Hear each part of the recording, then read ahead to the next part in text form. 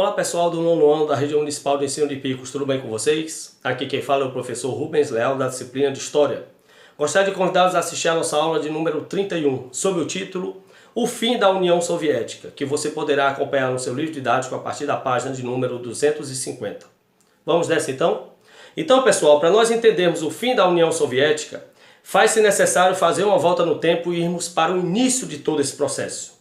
E o início deu-se justamente com a Revolução Russa de 1917. Em 1917, liderados por Trotsky, o exército bolchevique tomou o poder e tornou a Rússia o primeiro país socialista do mundo, entregando o poder a Lenin. E foi justamente com Lenin que houve em 1922 a fusão da Rússia com 14 repúblicas vizinhas, dando origem à União das Repúblicas Socialistas Soviéticas, mais conhecida como União Soviética. Após a morte de Lenin, quem assumiu o governo do país foi Stalin, e com Stalin, a União Soviética iniciou em 1945 contra os Estados Unidos a Guerra Fria. Durante a Guerra Fria, a União Soviética travou com os Estados Unidos uma corrida espacial e armamentista, e isso custou muito aos cofres do país, onerou a economia e atrasou a União Soviética. Em meados dos anos 70, a União Soviética já dava nítidos sinais de crise econômica. E foi assim que em 1985, em meados dos anos 80, numa atitude desesperada de recuperar a economia do país, o Partido Comunista Soviético elegeu Mikhail Gorbachev. Gorbachev assumiu o poder da União Soviética como o salvador da pátria, aquele que teria a missão de recuperar as finanças do país e colocar novamente a União Soviética no ritmo do desenvolvimento. Para tanto, logo após assumir o poder, Mikhail Gorbachev anunciou uma série de reformas do país, dentre as quais duas são muito importantes. A perestroika, que foi uma espécie de reforma econômica.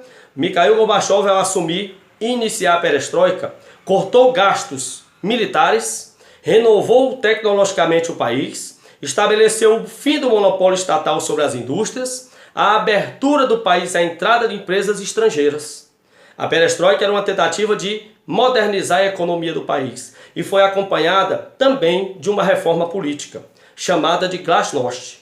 A Glasnost libertava presos políticos, a Glasnost finalizava a censura aos meios de comunicação, estabelecia uma abertura do país e também o pluripartidarismo, ou seja, o fim da ditadura de um partido único, o fim do monopartidarismo do Partido Comunista Soviético e a volta dos vários partidos políticos. A ideia de Gorbachev era fazer uma abertura econômica e redemocratizar politicamente o país.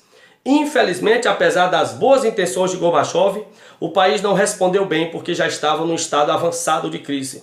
E em 1989, no campo externo, o país evidenciou mais uma perca: a queda do Muro de Berlim.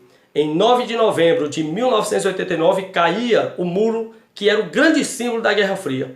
Isso evidenciava a crise do socialismo e uma vitória que viria em breve para o capitalismo, sagrando os Estados Unidos como a grande potência mundial.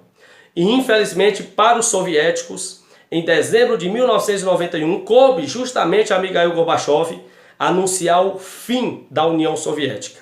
O colapso do socialismo, que é a crise geral, o fim da Guerra Fria, a derrota soviética e sua desintegração. A União Soviética, em 1991, dividiu-se em 15 novos países. Eu gostaria de citar alguns para vocês: Rússia, Ucrânia, Armênia, Moldávia, Bielorrússia, Estônia, Letônia, Lituânia, Azerbaijão, Cazaquistão, Turcomenistão, Quirguistão.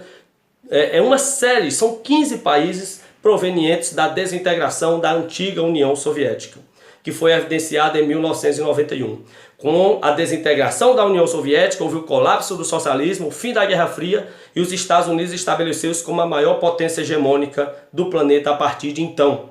Em 92, a Rússia, na ideia de pelo menos manter uma integração econômica entre as 15 ex-repúblicas soviéticas, já que houve a desintegração política e territorial, a Rússia formulou em 1992 a criação de um bloco econômico, chamado de SEI, Comunidade dos Estados Independentes. A ideia era integrar economicamente as 15 ex-repúblicas soviéticas. No entanto, apenas 12 aceitaram participar do desafio desse novo bloco. As 3 repúblicas bálticas, Estônia, Letônia e Lituânia, negaram o pedido da Rússia e não aceitaram participar desse bloco. Também nos anos 90, a partir do colapso do socialismo e da desintegração da maior potência socialista, a União Soviética, houve uma série de processos de redemocratização na Europa.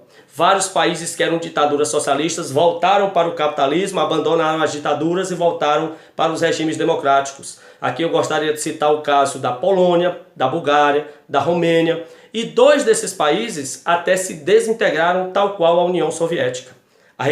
A Tchecoslováquia, que deu origem à República Tcheca, e a Eslováquia, e a Iugoslávia, que se dividiu em vários países como Sérvia, Montenegro, Croácia, Kosovo, ou seja, houve um processo de transição desses países que eram ditaduras socialistas para democracias capitalistas, e 2 deles evidenciaram até uma desintegração territorial e política, assim como a União Soviética. Foram os casos da ex-Tchecoslováquia e da ex-Iugoslávia, acompanhando esse processo de crise, de colapso do socialismo.